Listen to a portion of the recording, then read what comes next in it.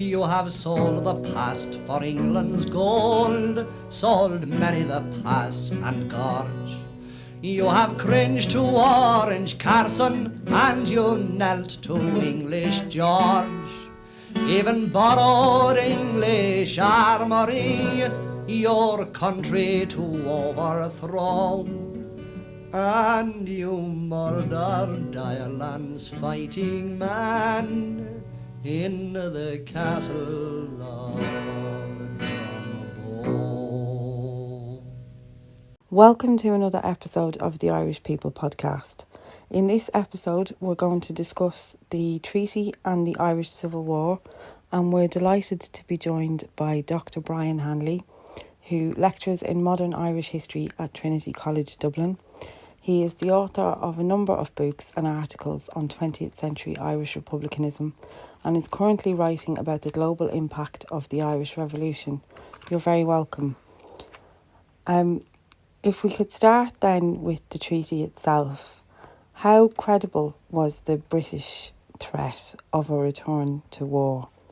And looking at Griffith himself as the lead negotiator, his own politics and views, was that something that was always going to reflect what was acceptable in any treaty that was signed? Yeah, they're good questions.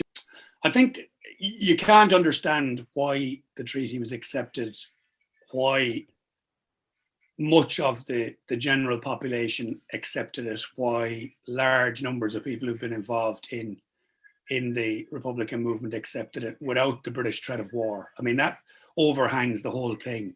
And generally in kind of mainstream discussion, that tended to be played down, certainly in the modern era. You could hear discussions about the Civil War and they would never talk about the British as if they had disappeared. The point was the British hadn't left the 26 counties. They were still British troops, British naval establishments and so on in the Free State. So going back to war, or what was going to become the Free State, going back to war was firstly a reality. The conflict had only ended the previous July. So this was a real threat in terms of people's imaginations. They could well believe that the British would go back to war. The other point about it is that the British really had to deploy that threat because as far as they were concerned, this agreement had to suit them.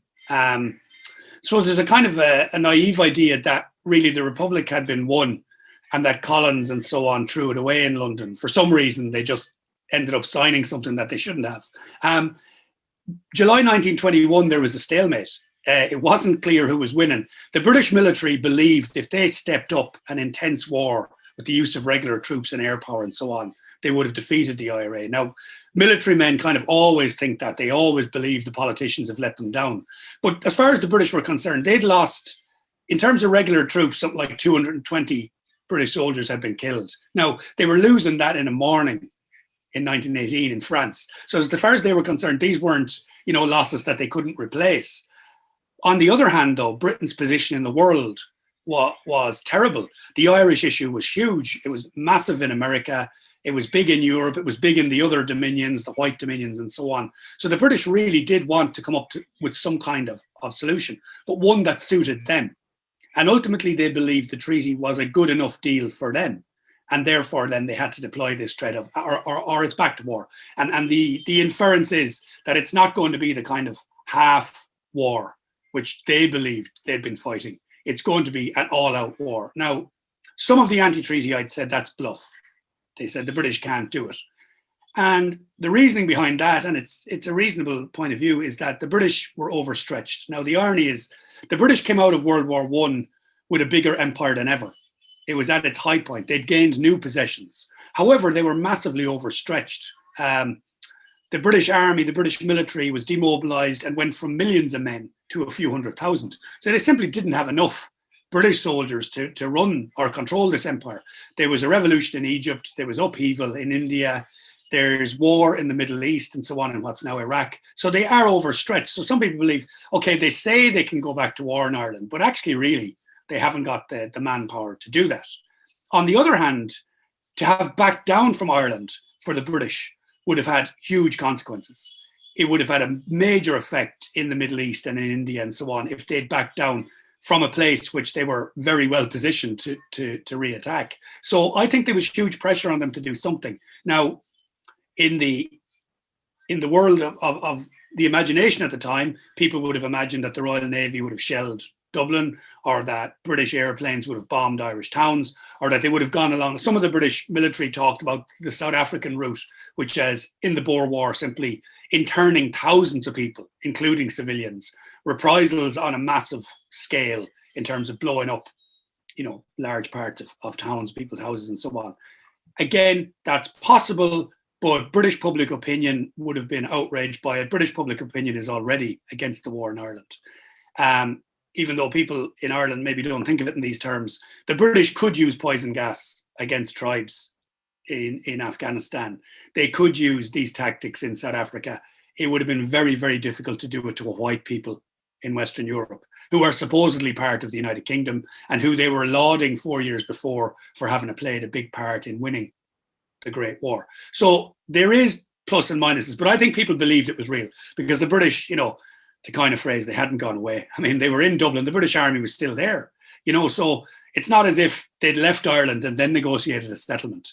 They were there, and as far as they were concerned, they had to negotiate from a position of strength. So, I think it is a credible threat. Certainly, I think people had to take it seriously, and ordinary people certainly took it seriously. I suppose the problem with Griffith, and it would be easy, I suppose, to pin this on him because he's a very, in terms of and again, we're on a Workers' Party podcast, so you're talking about people on the left, Republicans and so on.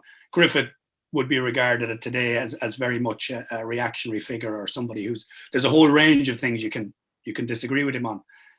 That's not the way he was seen, really, even by a lot of Republicans.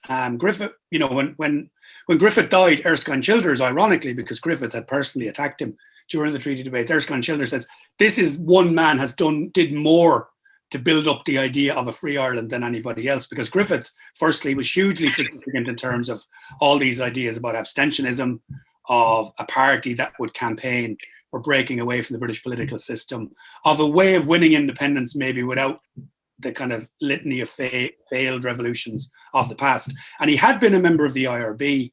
He was trusted by the IRB. I mean, Griffith knew about the Easter Rising. In 1914, the military council told him there's going to be one. So they wouldn't have done that if they didn't think he was basically on side. So to see him as basically the weak link, it's understandable because he'd already signaled 20 years before that there was a way of doing this that didn't mean a republic. But ultimately, you'd get a republic eventually. And I think a lot of the pro-treatyites then kind of think, the crude cliche is the Collins thing about stepping stone, but that there's some way of getting this. And what they fall back on then is that, well, a lot of the people who voted for Sinn Féin in 1918 voted for us because we were for freedom or independence or self-determination. This word, the Republic, doesn't have to mean so much. On the other hand, for a lot of people involved, that was the only word they understood.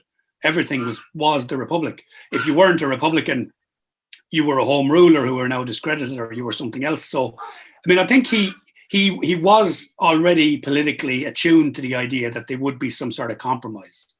So therefore, he is, more open maybe than certainly probably Cathal Brugha if they'd sent him, but and he's a more complex character than he's painted as well. But I think the problem with the negotiations was that they were supposed to negotiate something. There would be compromises and fallback positions, but they'd come back to Dublin and put this before the rest of the Dáil. And I mean, De Valera had already, accepted that there was going to be a compromise, and he put forward his idea, which was external association, which, even a century on, when I teach students and so on about this, none of them can ever understand it, because you can understand a republic versus a free state. But a large section of the Republican movement had accepted something else already. And that's the point. The people who rejected the treaty were split themselves. They were split from the very beginning. There was no unified Republican opposition, because De Valera and others had said, well, yeah, we are going to accept less than a republic. We are going to accept a relationship with the empire, but it won't have, it won't be the one that has this oath. It won't have the monarch in our parliament and so on. But it still would be part of the Commonwealth, essentially. And it's the British start using that term, the Commonwealth, at this time. as a way of saying the empire without saying the empire, basically. And so there's already this very confusing kind of collection of compromises that people have accepted. But I would say the key thing is, and we can probably talk about it later on, there was very little political, what would today be called political education in the wider Republican movement. The ranks of the IRA, and including many of its officers, were not consulted, but also don't seem to have paid a great deal of attention at all to what was going on in London. So the winter of 1921 is rearming, training, drilling, recruiting. And this is, if you look at on Tóglock, which is online, every so often it refers to these talks. And it says, no matter what happens at the talks, we're prepared. So I think a lot of them are just under the assumption there's going to be a war and that's what we're going to do. And they're just completely taken aback by news of this treaty. It just bewilders them because no one had ever told them, even though the leadership, the elite, if you want to use that term, had been talking about compromises, nobody had said to the IRA that there was going to be a compromise. The debates in the Dáil were very much focused around the oath. Partition was much less of an issue, which seems extraordinary considering partition is something that continues to affect us today. Was this because neither side was in favour of partition and felt the Boundary Commission would fix this? Yeah, when you look at the treaty debates and you look at the amount of time spent talking about things, it does seem as if partition is being underplayed. And that can be a bit misleading because the North was there all the time. I mean, firstly, there'd been no truce in the North. The violence had continued. So right throughout the winter of 1921, one of the things that's, on people's minds is what are we going to do? And basically, both the pro and anti-treaty sides ultimately thought they had a way of ending partition. And as a result, the pro-treatyites kind of publicly are claiming that Northern Ireland's going to be unviable anyway. And basically this boundary commission is ultimately going to result in so much of it being removed from British control that it'll collapse. Now that's the positive reading of it. The anti-treatyites also kind of believe that something is going to happen. It's never very clear that that'll just make this all unviable. Obviously, we reject the whole treaty. We reject everything else, the Government of Ireland Act and so on.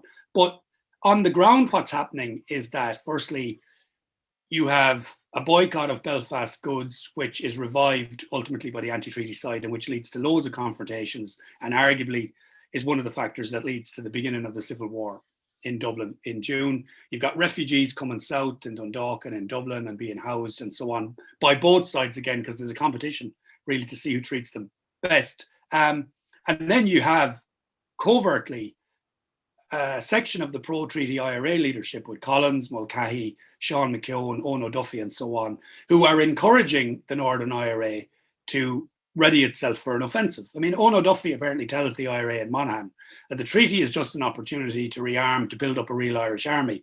And then he says, we'll blow shite out of the treaty, And, some of this is maybe disingenuous. It's maybe what militarists tell soldiers because it's what they want to hear.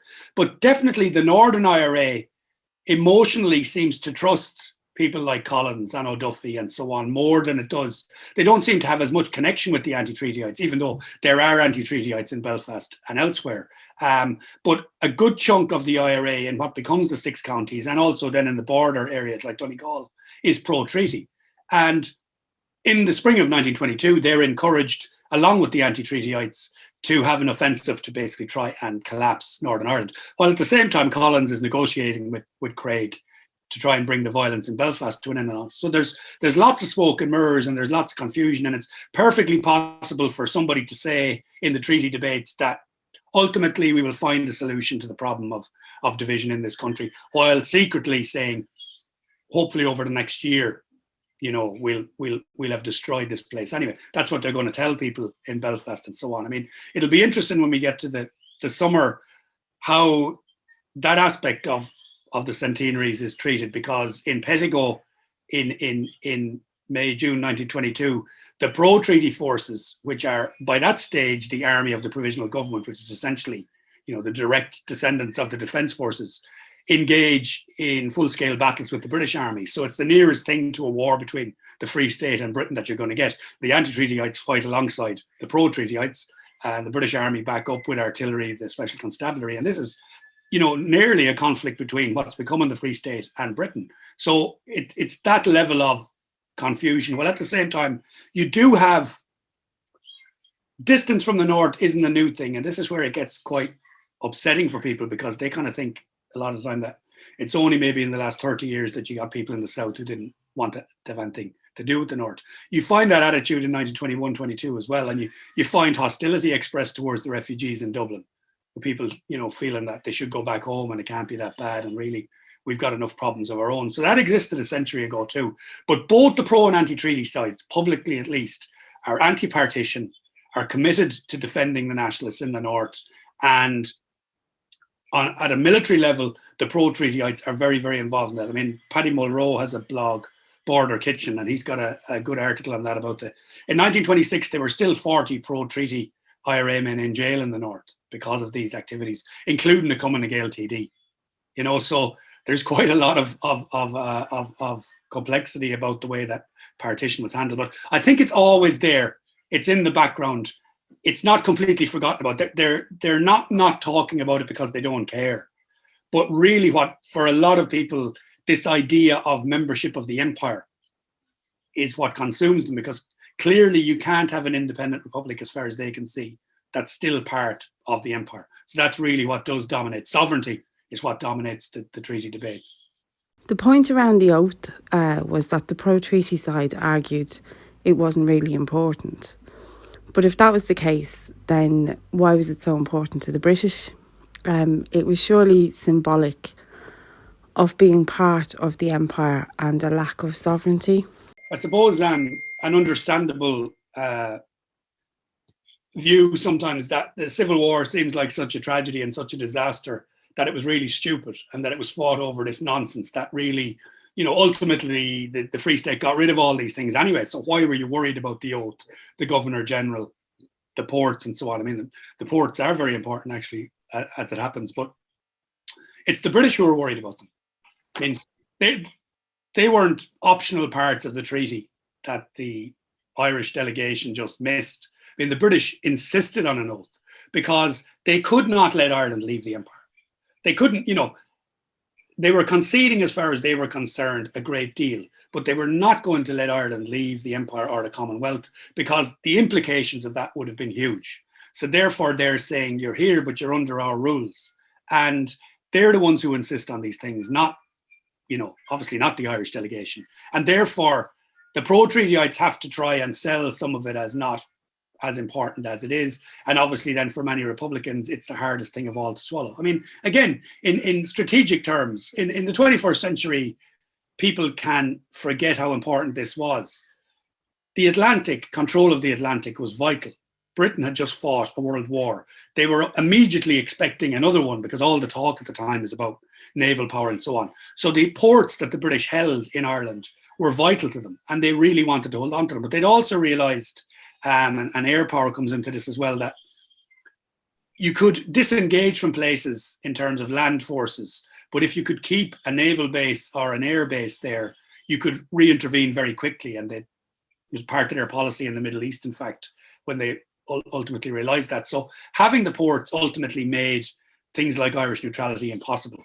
They made real sovereignty impossible. So they are actually a massive deal, and we can forget how important they were in the greater scheme of things, and also how vital it was for the British to say, we've maintained a presence, we've maintained, they're within the dominions. So therefore we haven't been beaten by the IRA, we haven't been beaten by the murder gang. We've come to a settlement that suits us. So all those things are really part of the British strategy as well. And you can see really how in 1921-22 this would be very difficult for any Irish separatists to accept. It's interesting that Cumann na Mán voted in a majority of 416 to 76 against the treaty, and all women TDs voted against the treaty. Is it significant that Cumann na Mán voted this way? Well, I think it is significant because ultimately it's kind of used by conservative elements in the Free State to really demonize all women's political activity. So P.S. O'Hegarty, who'd been one of the people who recruited Collins, I think, to the IRB in London, he writes a little book, The Victory of Sinn Féin, which was published in 1924. It's one of the first kind of overviews of the whole period, and he's bitterly pro-treaty and very vitriolic. I mean, it's a polemic, but he has a chapter on the Furies, and he talks about how these hysterical women had driven. Basically, he says a lot of the anti-treaty IRA men were pretty innocent country lads, and they wouldn't have fought, basically, except for the hectoring of Mary McSweeney and the other women. And that really is taken on board, I think, by a lot of the pro-treaty side. You've got people like Cosgrave, you know, at an election rally in 1923, when he's heckled by Republican women, says you should be at home knitting. You know, it was a mistake to ever allow you to into political activity. And it reflects, I suppose, as well, that the Republican movement, the separatist movement, was a coalition. And there was always people who felt like that in it.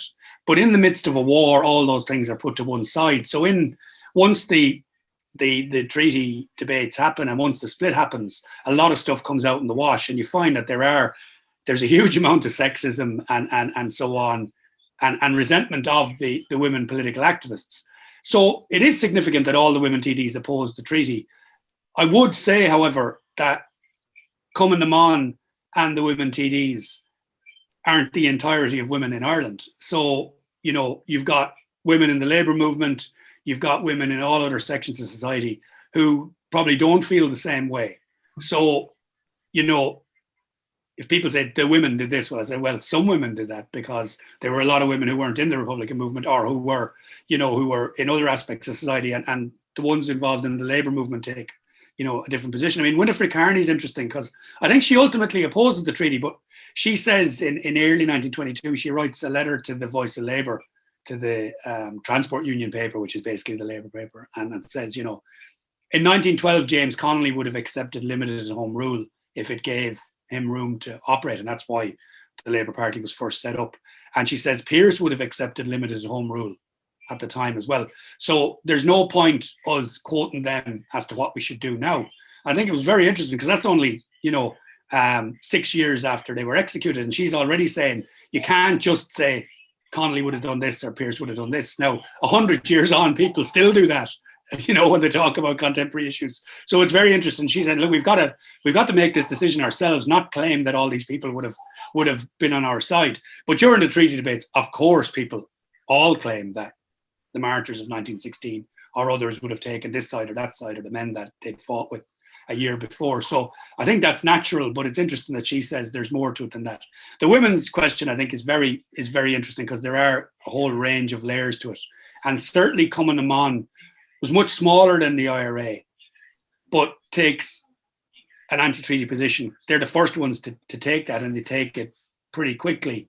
And then during the Civil War, they probably punch above their weight in terms of activity as compared to the War of Independence, and they do more. They're involved in more armed activity probably as well. And far more of them are jailed, you know, maybe 500 women jailed during the Civil War in comparison to a very small number jailed by the British in comparison, you know. So their activity is important, but there is wider questions about kind of women's attitudes to the treaty as well. And probably another significant point is that the election in June 23 is fought under the old register, which still excluded a huge number of women. So it was fought under the electoral rolls, which allowed women over 30 to vote. So it isn't until 1923 that women over 21 finally get to vote. Could we discuss the significance of the widespread industrial struggles between 1920 to 22 and Republican attitudes towards them? Yeah, see, I suppose when we look at why the treaty was accepted and what were the alternatives, I mean, the one that looms large is the alternative that the IRA put forward, which was going back to war. And I think what people can forget is that the movement for independence, and people are divided whether or not it was revolution, but the revolutionary movement was a very broad-based movement that depended to a great extent on mass mobilization, mass support. And part of that was the role of the labour movement. General strike against conscription in 1918, general strike to free Republican prisoners in 1920, the munitions boycott of British military transport, the strikes that took place on the days when men were executed, other ways in which Labour was involved internationally, the Irish Labour movement really pushing the idea of self-determination and highlighting British repression and so on. So that plays a big part in the wider question, as does a whole range of other ways that people undermine British rule. And that stopped with the truce in July 1921. I mean, I think the general public assumed basically this is kind of over.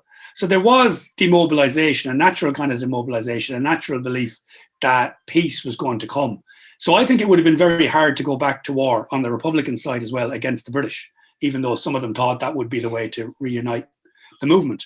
At the same time as the struggle against the British was going on, you had a whole wave of economic conflict and struggles, particularly among farm labourers, but also among urban workers as well. And the trade unions go from effectively having been really beaten, at least the transport union beaten at the end of the lockout, maybe down to 5,000 members, to having 120,000 members by 1921.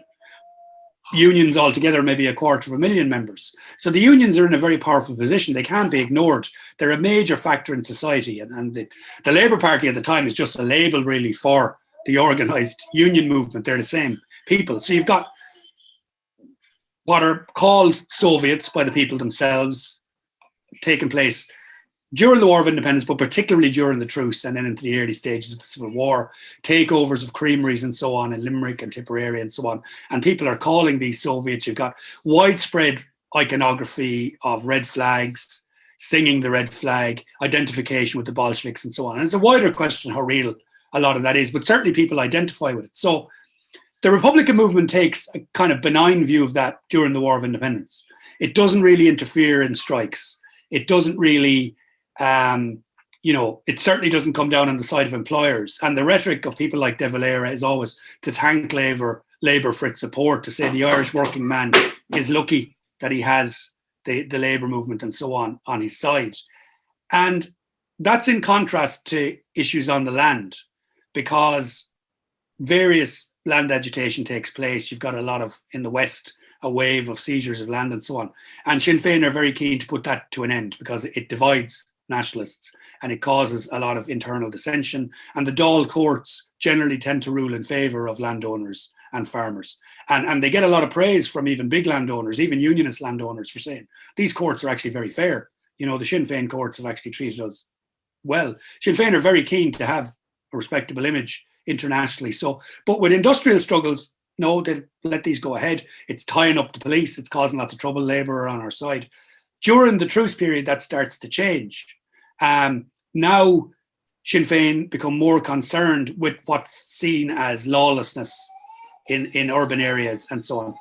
So during the truce period, the Dáil Ministry of Labour and the Dáil in general becomes much more concerned about kind of strikes and takeovers and so on. So the IRA are sometimes sent to end occupations, and this happens, a few occasions in Limerick in the winter of 1921. Ironically, Countess Markievicz is the Minister for Labour, but she, acquiesces to these demands that they bring strikes to an end. And there's the language is basically that these things are causing disruption. There has to be, peace, and this is only adding to the kind of trouble in the country. And it does cause some dissension within the IRA. In Wexford, for example, there's a small small labourers dispute, and the IRA are asked by the farmers to basically bring it to an end. And a lot of the rank and file are farm labourers, and they leave the IRA because of this. So what you see in a lot of areas is tension now between the Labour movement and the Republican movement, both sides of the Republican movement as it becomes. And ultimately, in the spring of 1922, you still have that phenomenon of the IRA being used to break strikes or police strikes. Again, I think near Cashel in Tipperary, there's a creamery occupation, and the Antitreaty IRA tear down the red flag and fire shots over the heads of the strikers and so on to bring it to an end, because they've got basically instructions to maintain order. Now, the thing is that those workers did have somebody they could vote for.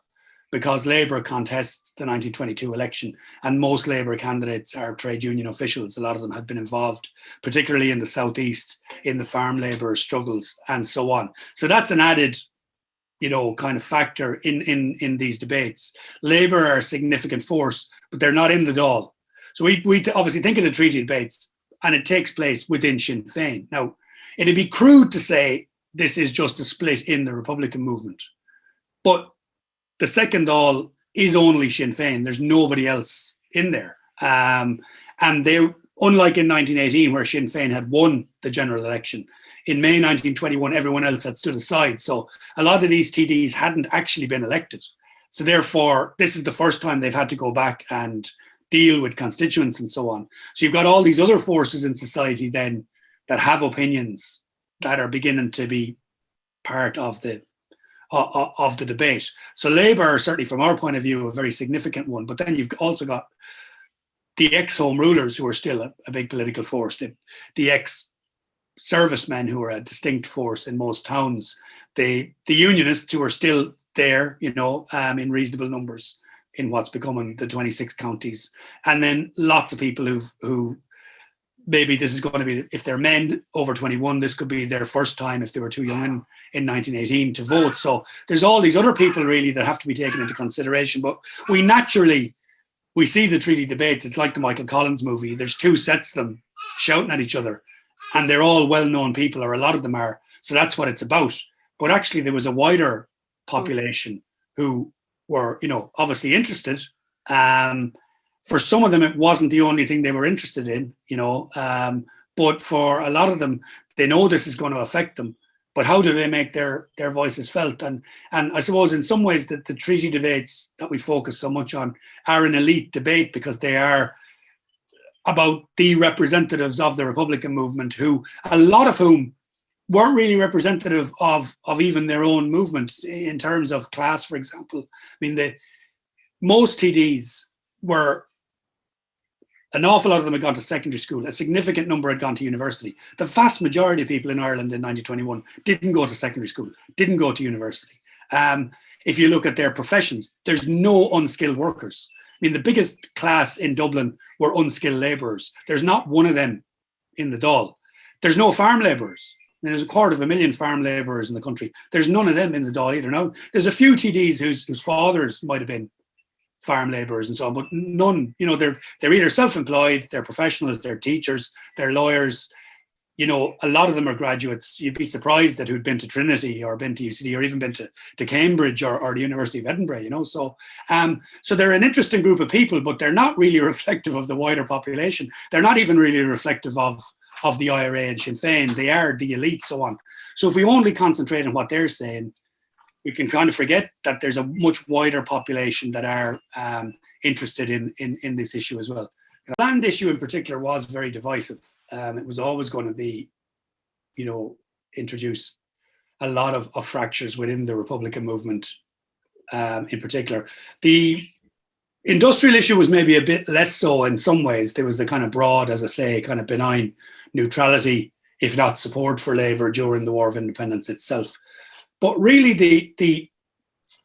during the treaty debates themselves, none of the Antitreatyites raised social and economic issues in any kind of real way in terms of this is the way to win back support.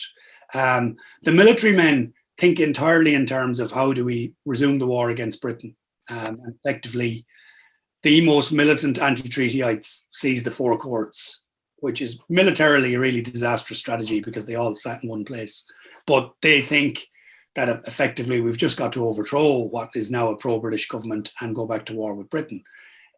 Ultimately, Mellows is won over to a more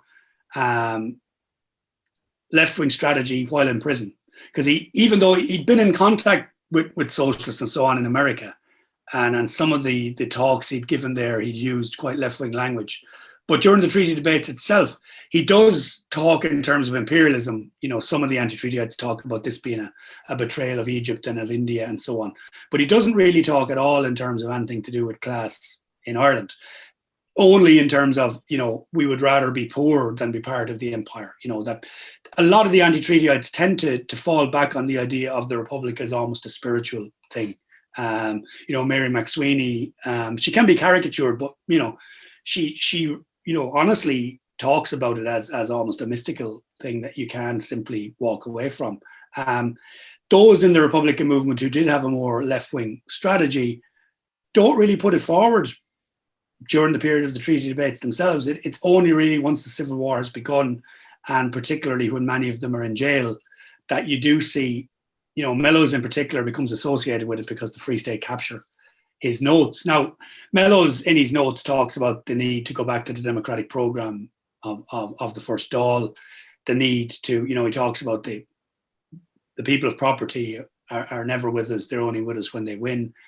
It's the people, it's back to tone, relying on the men of no property and so on. And I suppose it's understandable that that kind of becomes iconic. But firstly, during the treaty debates, it's the pro-treaty side who talk about the democratic programme, and they don't talk about it much either. But Joe McGrath, says, democratic programme set down that no child would go hungry and so on. We can do that finally under the terms of this treaty. So it isn't the anti-treatyites who are saying we need to bring this back. Even Mellows talk about the men of no property. See, in America, De Valera, when he spoke to Labour audiences, made exactly the same speech. Said, we are the movement of the people of no property. We are there. That's who we rely on. So that language was kind of around before, but it's not used in a kind of any. No, it's easy for me to say this is what you should have done. I mean, for the last century, people have been arguing about what they should have done or what they shouldn't have done. But effectively, I think in prison, Peadar O'Donnell and so on argues with Mellows, and there's a little discussion group of people talking about what do we need to do. Independently, from a non-left-wing perspective, De Valera also comes to the conclusion that you don't get anywhere unless you have popular support. So we've got to gain it. And from a very crude point of view, near the end of the Civil War, Dan Breen says, the only way we'll win this is if we kill 3 out of 5 people in Ireland or something like this. So we can't do that, so it's not worth it.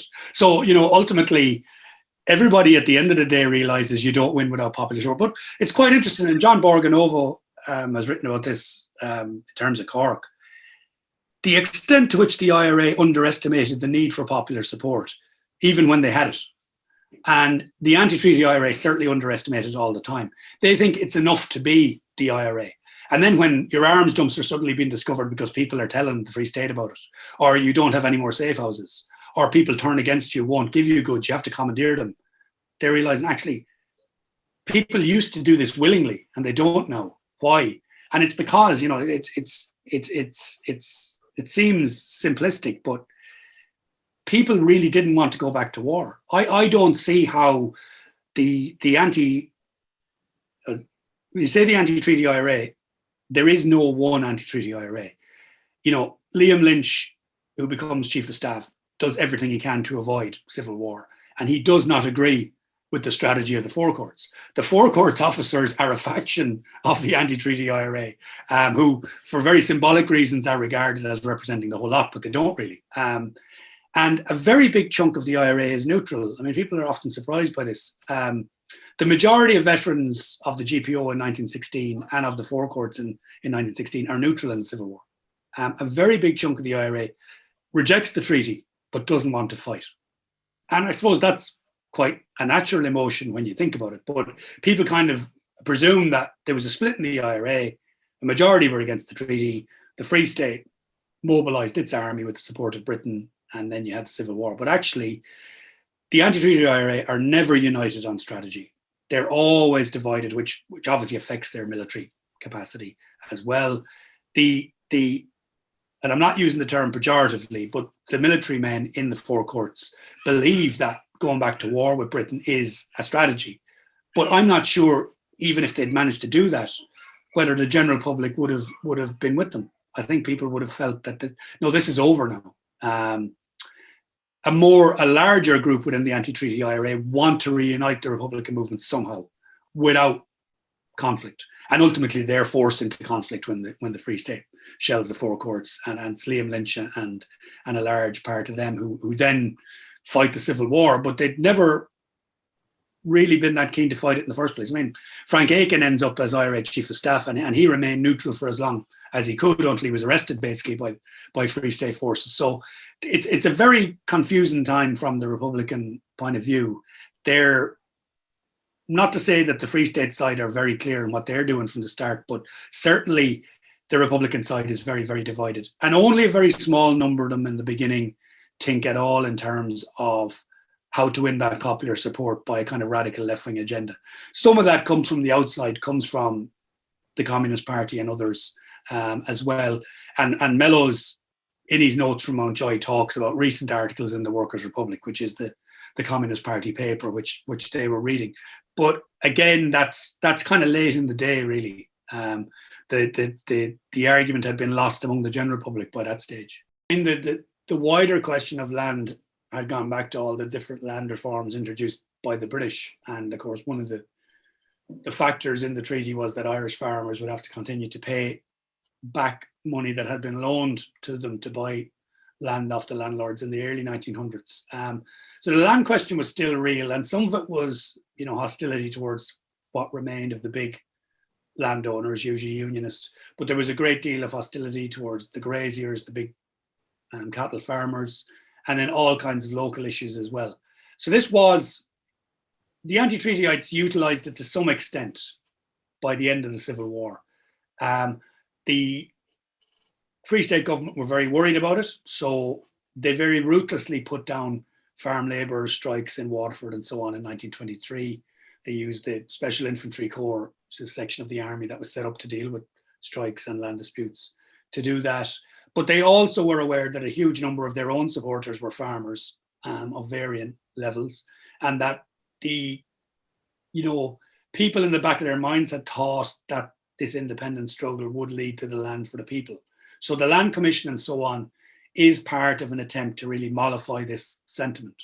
And, ex-Free State Army officers and so on are also then granted land on areas that had once been estates and so on. There's an officer from County Derry,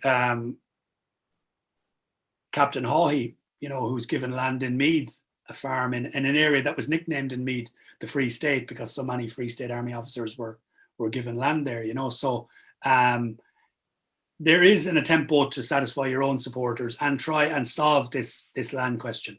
I mean, the biggest change over decades is the end of the farm labourers as a class, because ultimately they either emigrate or some of them move to towns and cities. They were still a big factor, and they were one of the most militant elements there, because they were people who lived in the countryside but didn't own any land, who worked for farmers. So a lot of their strikes were against farmers, obviously.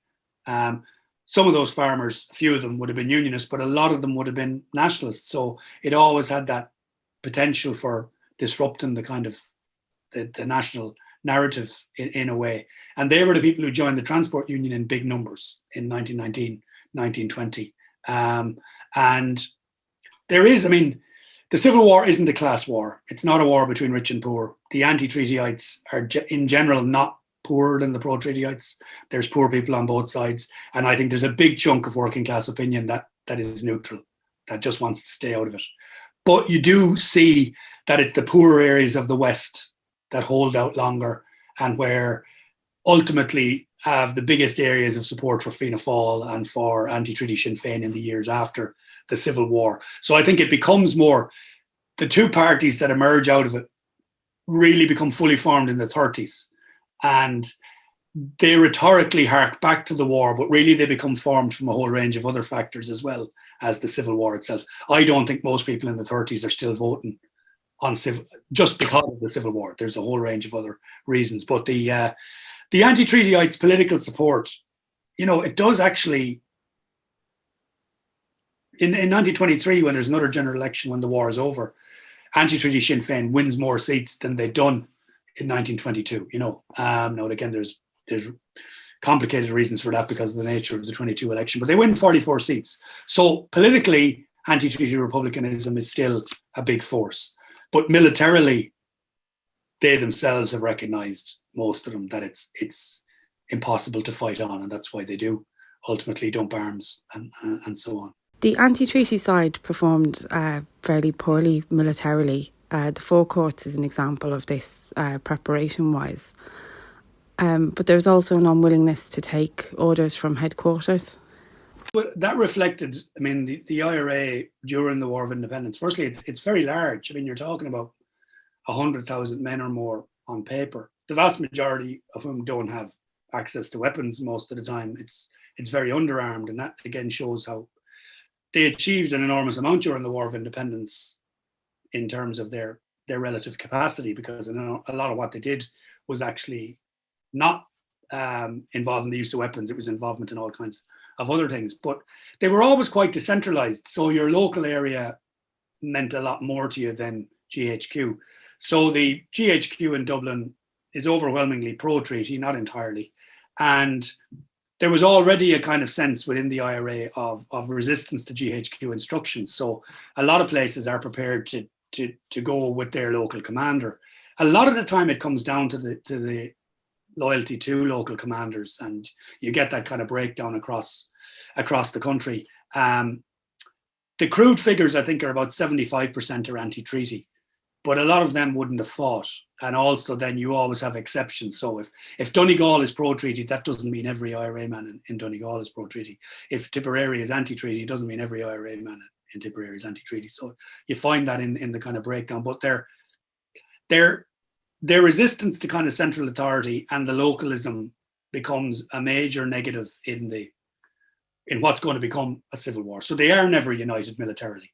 Even if they had been, and presuming they were able to overthrow the Free State authorities, that would have left them with a large population of discontented people and a war with Britain. So, I do hope that people do think about that when we discuss the Civil War. That people are always looking for some kind of happy outcome of this, that if the Four Courts had moved earlier. I mean, there's people who blame Liam Lynch. They say, oh, Liam Lynch is commemorated, but Liam Lynch was a moderate. It's Rory O'Connor and Ernie O'Malley are the men because they were going to move, but they should have moved a month earlier. Even if they had been, what they would have done was staged a coup. And okay, they'd have been nominally in control of something for a while, until the British re-intervened or until they faced a rebellion in their own ranks. So it's you got to take in the wider mood of the population as well, and what kind of movement. I think people had been demobilizing since the truce, and the fractures and the splits that were coming into view reflected how kind of diverse the whole revolutionary movement had been. And it had been around the question of sovereignty, the question of independence. And for a lot of people, they were gaining enough to satisfy them. The stuff that we dismiss now, as ridiculous, like painting letterboxes green or, having new stamps. In 1923, that would have looked a big deal for people who'd lived under British rule for centuries. It would have, the very fact that there was an Irish army that called itself Óglacht na hÉireann that had these new cap badges. Republicans can say these are mercenaries, these are puppets of the British. But to the average person, this is not something they'd ever seen before. They a decade before, they had grown up used to the British Army on their streets, and now the British Army were leaving. So I think that, the only dominion of the British Empire that didn't have the Union Jack on its flag was the Free State, which again can seem very insignificant now. But it was Australia, Canada, New Zealand, Newfoundland, all these places, even South Africa, they all had retained that emblem of Britishness, whereas the Free State is part of the Dominions, but it's got this revolutionary flag that dates back to the Young Irelanders. So, the symbolism to us, doesn't put dinner on the table, doesn't mean any changes in social relationships and so on. But to the average person in 1922, it means, oh no, something has changed, and is it enough for us not to have to go through another 5 years of conflict? And I suppose that's the way a lot of ordinary people probably thought about it. And it's a reason why I think a big chunk of the anti-treaty IRA are really against the treaty, but don't feel comfortable with fighting against it. The Free State government in the end are certainly far more ruthless in their determination to force this through. How did partition affect people? I think it was seen really as far less permanent, you see, obviously, because it had only just happened. So it took, years for people to accept that partition was real. So in 1921-22, this new border is just, it's just been put in place. It seems ridiculous. People who live in Cavan and Monaghan and Donegal, they're going, but this is nonsense. That there's now an international frontier. That means we've got to go 10 miles round to go through a customs post. So they ignored for a long time. And it looks so unstable in the beginning. And people really did think that a boundary commission would have ruled Derry City, South Armagh, Fermanagh, Tyrone would go into some kind of free state. And I think obviously if people thought about it deeply, they might have realized, well, that's not really going to happen now. But I think people wanted to believe it. And then you also had, how do we help them? What do we do? We send them arms, we encourage them to fight, but the northern state has overwhelming military power in 1922. And the IRA offensive is crushed. Now, there's a lot of questions about that offensive as well, but the British make clear that they're prepared to ensure that Northern Ireland is part of this settlement, and Northern Ireland is going to be backed up by them. So once regular British forces come into play, it's very difficult for Republicans in the north. So the question of the north then, it becomes something we talk about, but what actually can we do about it? And it's put on the long finger. The most benign view is that it's put on the long finger, and obviously the less benign view is that they ultimately forget about it and give up. And we've got our 26, and when the Boundary Commission comes around, they accept they're not going to get anywhere, and they write it off. They get some money back from the British, and 6 counties are left the way they are. But it is in people's minds. I mean, it's not that people don't care. The North is in the news every day in the run-up to the Civil War. But once the fighting starts in the South, you can really see Northern nationalists just feel that's it. We're forgotten about now because they've got this war. And really for Republicans, you can see in the next couple of decades, the Civil War is really what consumes them, the memory of the Free State and the executions and so on, to a much greater extent than partition. Even in the 1930s, the IRA is much more concerned about the 26 counties than it is about the North. And it's also much bigger in the 26 counties than it is in the North. The destruction of the Public Records Office is sometimes used by many who have an anti-Republican view against the Antitreaty IRA, and that this was part of a tactic of cultural vandalism. I think it was an accident. I don't think there was any deliberate desire to destroy the records at all, and I don't think O'Malley ordered it. I think what they did was that they stored a huge amount of arms and ammunition and mines in the Public Record Office. And I mean, there's been articles and books that have kind of explained it. I mean, I'm trying to think of the technical aspects. I mean, I know that once the fighting started, there was a really good chance that this stuff would blow up, and it did. And I don't think O'Malley wanted to destroy the public records, and I don't think they even thought of them as British records and so on. I think it was an accident, but it's sometimes used by people who are very anti-Republican to argue that the IRA was deliberetely engaged in cultural vandalism and so on. I don't think they even thought of that. I think their wider problem was that they occupied buildings in Dublin and didn't think about how they were going to get out of them, because the Free State managed to capture the majority of the leadership of the most militant section of the IRA because they'd stayed in the forecourts and elsewhere. And then, ironically, a more moderate section was in charge of the rest of the anti-treaty IRA, and they dithered, and that's not, I'm criticizing them 100 years on, but they didn't exactly know what they should do next. I mean, the decisions ultimately were British and Free State. The British demanded that the Free State move, and they demanded that because the immediate issue was the assassination of Sir Henry Wilson in London. Again, a very, very interesting episode. I don't think there's any great conspiracy theory about it, except to say that the British presumed this was the anti-treatyites. Tension had been building for ages about what to do with the forecourts. The Free State government, provisional government, were told, remove them now or we'll remove them. the British commander in Dublin was given orders to move, and he said, no, leave it for a couple of days, because he was wily enough to be aware that that might provoke, the British had plans to bomb it from the air. He said, no, let the Irish deal with this. And ultimately they did. And this is what kickstarts the Civil War. There's a whole range of other questions in there as well, as in terms of any kind of, democratic legitimacy. The decisions were being made by Michael Collins, Ono Duffy, Richard Mulcahy, and so on. He wasn't conferring with the rest of the cabinet about these. And in fact, the Dáil, or the Parliament elected in June 1922, doesn't meet until September. So there is no oversight for the early stages of the Civil War. A lot of the decisions are being made by Michael Collins and the military group around him.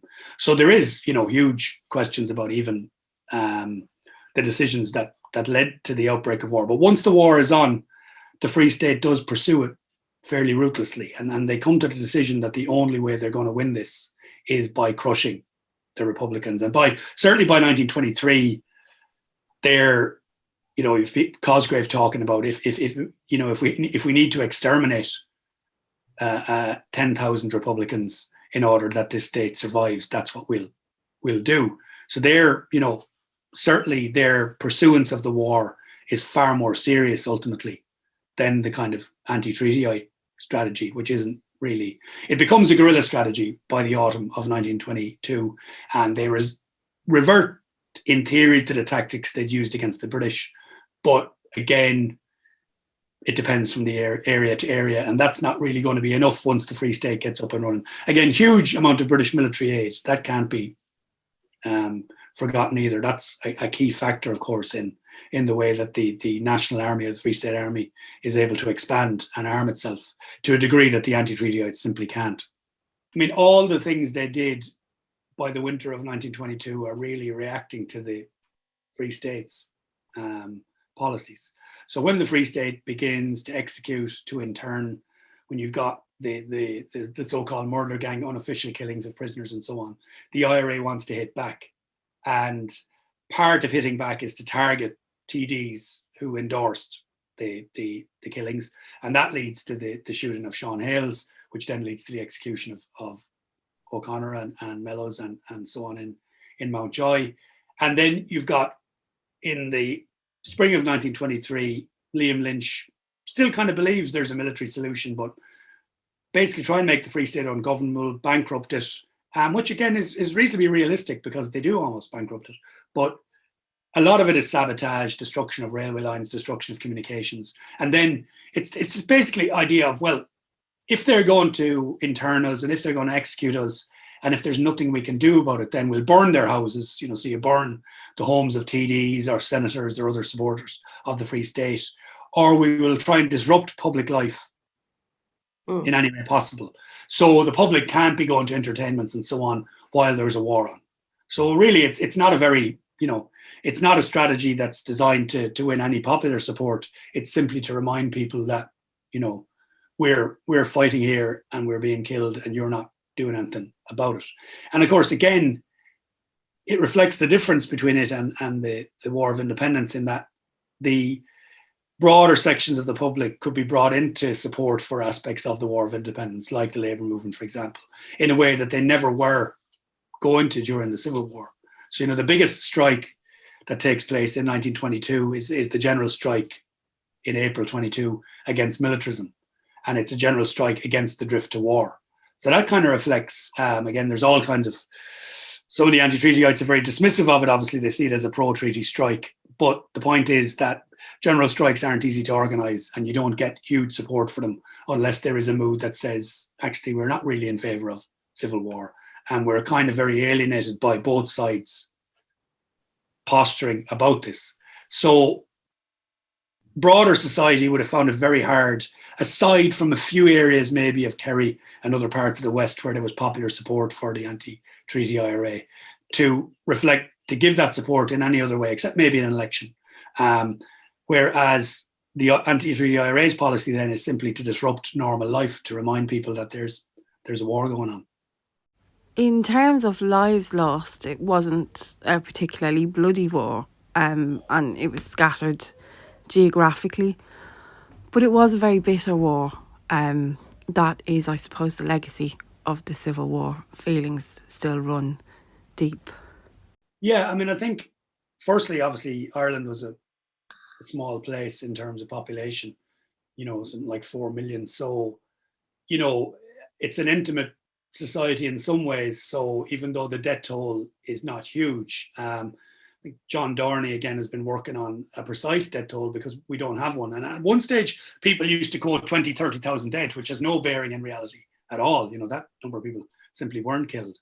But it is about 1,500, I think, maybe 2,500 in the War of Independence. Far less civilians killed in the Civil War. I mean, the Free State Army loses a lot and the IRA loses a lot, but generally neither of them deliberately targeted civilians to a great extent, unlike the War of Independence, where, for example, the British did target civilians, and also the IRA killed a lot of people who thought were spies, where it doesn't really do that much in the Civil War. But the bigger question, in comparison to contemporary civil wars in Europe, it's not that bloody. In Eastern Europe, Central Europe at that time, you've got thousands of people killed in vicious civil wars.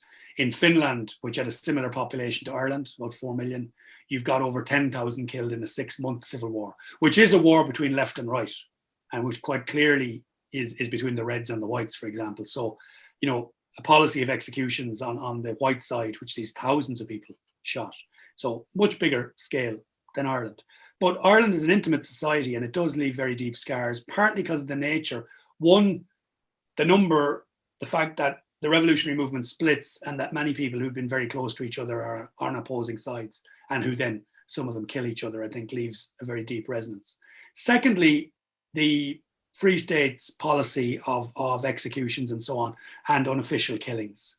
That it's really the nature of those killings that lingers for a very, very long time. So that's why, remember the 77 until the late 1960s, people still threw that at Fine Gael during elections. The real figure is about 1983, or is about 83 executions rather than 77, but that was the number the IRA claimed as accepted volunteers or whatever. But also not just that, the killings of anti-treatyites by the murder gang and so on leaves very, very deep bitterness. I suppose, again, historians just complicate these things. There were, of course, people who fought against each other who had no bitterness and who never talked about this stuff again. There were people who just got on with each other, bizarrely. There were people in pension applications, anti-treatyites and pro-treatyites prepared to sign each other's applications despite the Civil War. And then there's a big chunk of the population who later become Fianna Fáilers or Fine Gaelers, who you assume then must have been part of this split, who maybe rhetorically talk about the Civil War, but actually probably weren't that involved in it really, Certainly both parties, I think, are products of the next couple of decades rather than the Civil War itself. But I think it's used as an excuse, I would say, a lot of the time as well, then to try and explain Southern Irish politics. Why is it so conservative? Oh, the Civil War. Why is there no left-wing party? Oh, the Civil War. I mean, the Labour Party always used to say, well, we never really had a chance because it was Civil War politics. Well, the Labour Party's best result until 2010 or 2011 came in 1922. They had 17 candidates elected, including topping the poll in a whole range of areas of the south and east and so on. In Laois, they ran away with. They'd have got more people elected if they'd stood more. So that can't just be the explanation for Labour's, failure and so on. The Civil War doesn't explain everything, but it obviously is hugely formational in terms of Southern Irish society and the way people think about stuff like republicanism. And for the Republican movement, it's utterly their far more popular memory, I think, of the Civil War than the War of Independence for the movement as it goes on over the next century, and that's why people still feel emotional about the 77 and about, the executions and things like that. There's a good quote from, I think it's Bob de Courcy's in jail with Ernie O'Malley in the winter of 1923. And of course, there's hunger strikes as well and so on. But he says to O'Malley, I can't remember one thing about the Tan War, not one damn thing. So, the Civil War completely, it destroyed what had been what Frank Gallagher had called the 4 glorious years. It poisoned the memory of the independence struggle, because now these people obviously hated each other. But then the other point of view is that in 1923, the general election, Ernie O'Malley stands in the same constituency as Richard Mulcahy, and they're both elected. And O'Malley is elected on Mulcahy's transfers. And he said, what kind of people were there that could vote for him and then vote and then give a transfer to me, you know? So again, it probably reflects among the wider population a less intense civil war, you know, bitterness than among the participants. How influential were the Catholic Church in the treaty debates and the subsequent war? They were hugely influential because one thing that you'll see from the moment the treaty is signed, the hierarchy overwhelmingly and a majority of the local clergy are saying it's a good deal and that people should support it. So you do see from a very early stage, the assumption that most people support it is constantly repeated by the press and by the clergy and so on, even though there hadn't been any forum to decide that at that stage. It hadn't even been decided by the Dáil. So the Catholic Church is very much in favour of stability, very much in favour of order. It had been split on the War of Independence, but on the treaty, at a high level, it's utterly united.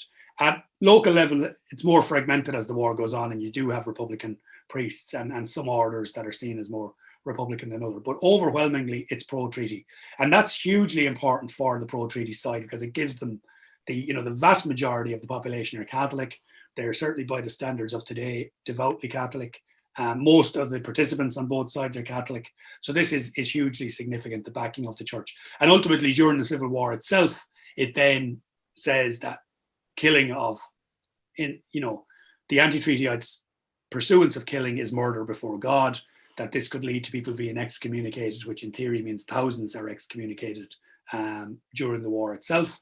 For the vast majority of them, it doesn't turn them off the Catholic Church in any way. People reconcile it in their own heads, but certainly in terms of stability and the position of the church then later on, I think it's very, very important. Funnily enough, the Vatican were appalled by the Irish Catholic Church's position because they saw the Irish Civil War, unlike, for example, say Spain, where the Vatican is very clear, one side are the good guys and the Reds are the bad guys. In the Irish Civil War, the Vatican says this is two Catholic sides fighting each other. This is terrible, a Catholic country tearing itself apart. The Irish Catholic Church should not be on one side. You should be making sure there's peace. So the papal nuncio comes and basically meets with Republicans and tries to be a broker. And the Irish Catholic Church are, no, we're not interested in peace. We're on one side. They've got to be defeated ultimately. So it's an interesting kind of way in which the Catholic Church really very definitely took a position on the side of the new state and was prepared to even defy the Vatican against kind of the caricature of the Pope being in charge of all these things. The Vatican was very aware that Protestant countries tended to assume that Catholic countries couldn't govern themselves. So from their point of view, is you're proving this by having a civil war, So they didn't see it either as a left-right. If they did, they would have very definitely been in favour of the Free State. So, but it is very important. And all the big opinion formers from the press to the business associations and the farmers associations are all pro-treaty. The labour movement effectively backs the treaty because it wants peace. Now, it's more ambivalent than that. You could be in the labour movement and kind of say, no, that's not we're for a workers' republic or we're for something else. But ultimately, they're not in favour of resisting the government in arms. And Labour do take their seats. Republicans see that as a huge betrayal. And you will read Republican accounts of the Civil War, particularly by Peadar O'Donnell. And you'll get the impression that it was the Labour Party that were in charge of the executions, that Thomas Johnson and co are cheering them on. That's just not true. The Labour Party firstly had no power. The Free State government ignored them. But they continually denounced the executions and they raised the question of the unofficial murders and so on. And they tried to critique the Public Safety Acts and so on. But the Free State government were contemptuous of them. It was just, you're in here, but you're a minority and we can ignore you anyway. But yeah, I mean, there's a lot of criticism you can make of the Labour movement and the Labour leadership, but they are not responsible for the Free State government's repression. That's the Free State government's. A very strange thing in kind of modern Irish republicanism, which is another day's discussion, but the Fenians of the 1860s would have been far more anti-clerical than the IRB of the 1910s. And what Irish Republicans tended to do was to kind of compartmentalize their faith and their politics. So they wanted the church to be on their side. If the church was on their side, that was great. If the church wasn't on their side, it didn't mean that Catholicism was wrong. It just meant that an individual bishop was wrong, or that there'd been some, So De Valera and company never part company with the church. They say, there's, we disagree with Bishop X, but really that's, we are still sincere Catholics. And some of them, Mary McSweeney would have said, we're even more sincere Catholics, because the Free Staters have accepted the oath, which is an oath to a Protestant king. So really, we're the real Catholics, because we're still fighting for, an Irish Republic. So again, there's a huge diversity within their ranks. And there's a few Republicans who are atheists and agnostics, and a few who are very cynical about the church. But most of them don't, they don't break with the church. And they would have said, the church has every right to speak about all these other matters, but not condemn us. So very few of them say, no, the church should keep out of all of this stuff, Many on the Free State side later had the trappings of European fascism. Did this develop over time, or was it something that was always there? They're very aware, everybody's very aware of what's going on in Europe, and they're very aware of what has become fascism in Italy and so on. And there's a proposal at one stage that the Free State authorities allow their supporters to form fascisti. It's a guy called J.J. Walsh from Cork who proposes that. And the cabinet rejected it and said there's really no need for it. But there are people on the Free State side, like Ernest Bly, for example, later on, obviously Owen O'Duffy later on as well, and who are very impressed by Italian fascism, but also by corporatism in Portugal, and ultimately by Austrian corporatism as well. And a lot of that comes later, particularly when it looks like they're going to lose the 1932 election, and they decide, well, we talked a lot about democracy, but now democracy isn't going to deliver, so maybe it's not the best system. So therefore, we'll prevent De Valera coming to power by undemocratic means. And O'Duffy goes all the way and becomes a fascist. Some of the others flirt with it, are very interested in the different aspects, particularly of what's going on in Portugal and Austria and so on. Again, just to annoy people, there's people on the Antitreaty side who are like that too. Certainly people like J.J. O'Kelly and Brian O'Higgins and so on are extremely right-wing. And they even are in 1922, So both, generally the people on the left are to be found on the Antitreaty side. Certainly the communists and the people who are ultimately become the left-wing IRA. The social conservatives, certainly those believers in order and stability, are mostly on the Free State side, but it's not a very clear left-right split. Again, people like O'Higgins do come to believe that the problem is psychological, that because Ireland had been in rebellion for so long and the Irish people had rejected British law and order for so long, that they had to be kind of forced to accept law and order now, and that you had to take a harsh line with them. And he kind of writes about that, the fear of anarchy and lawlessness. And this isn't really about politics anymore. It's about restoring law and order, and we've got to use any means to do it. There's a guy called Kevin O'Sheil who's on the pro-treaty side, and he kind of analyses the different events in Europe. And he comes to the conclusion, for example, that the German communists had been too weak, and that the Social Democrats in Germany had basically shown how ruthlessness was how you had to put down rebellions. And he also says, even though he has no sympathy with the Bolsheviks, he says the Bolsheviks have shown that they're ruthless enough. They've stayed in power because of their ruthlessness. So basically, he says the lesson is abandon niceties and adopt a ruthless strategy, because if you don't, you'll be the one who loses. So they are very aware of European events, and they are very aware of these ideologies, and they're attracted to certain aspects of them.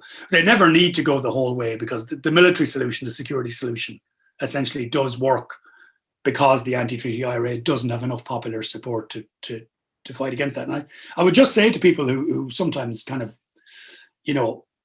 wonder how it happens. I mean, this is the contrast with the War of Independence. British repression didn't work. it provoked a huge backlash from the population. The Free States repression doesn't provoke that backlash.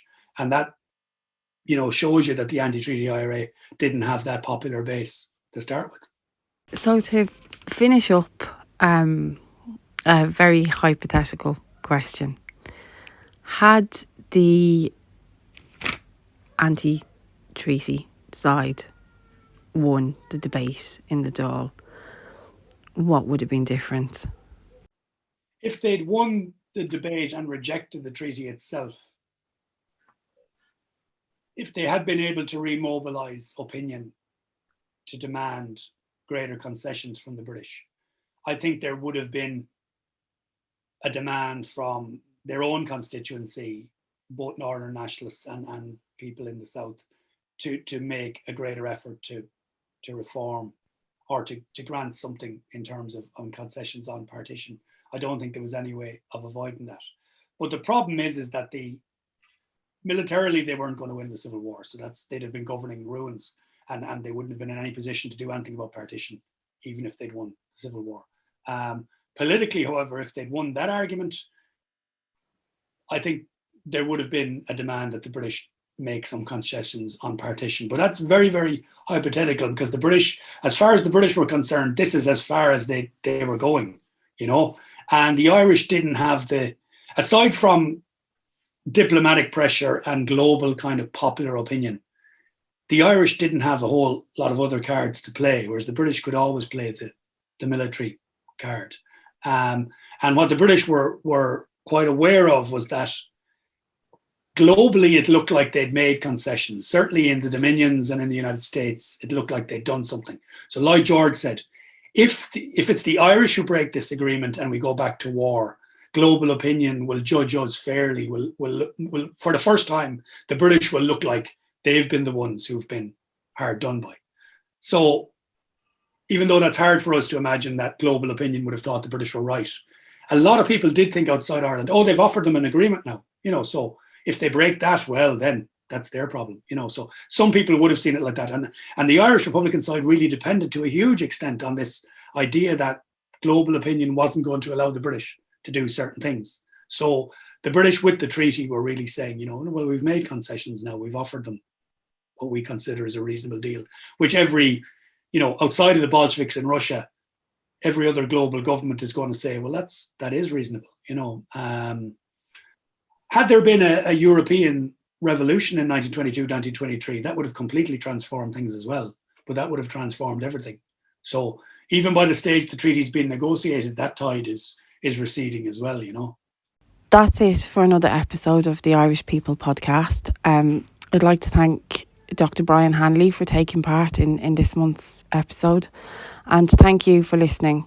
We'll be back again soon with another episode, so until then, slán go fóill.